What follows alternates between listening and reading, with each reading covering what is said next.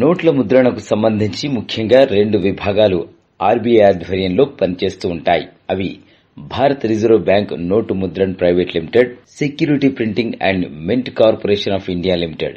ఎంత మేరకు కరెన్సీ అవసరం ఉంటుందో ఆ మేరకు నిల్వలను ఉంచి ఆర్బీఐ ఈ ముద్రణ కార్యక్రమానికి గ్రీన్ సిగ్నల్ ఇస్తుంది.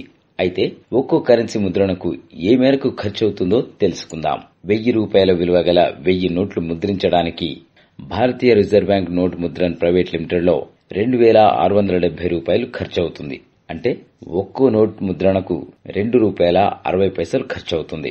అదే security printing and minting corporation of India limited లో అయితే ₹3.15 ఖర్చు వస్తుంది.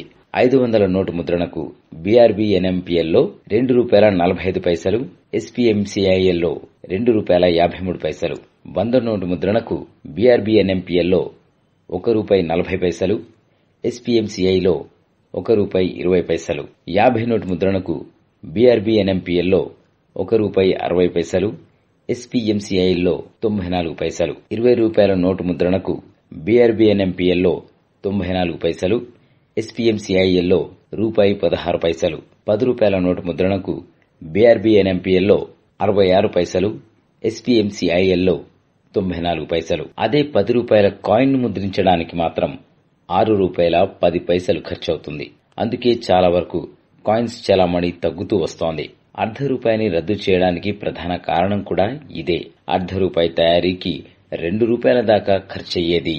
ఈ వీడియో మీకు నచ్చితే లైక్ చేయండి, అందరికీ షేర్ చేయండి, కానీ సబ్స్క్రైబ్ చేయడం మాత్రం మర్చిపోకండి.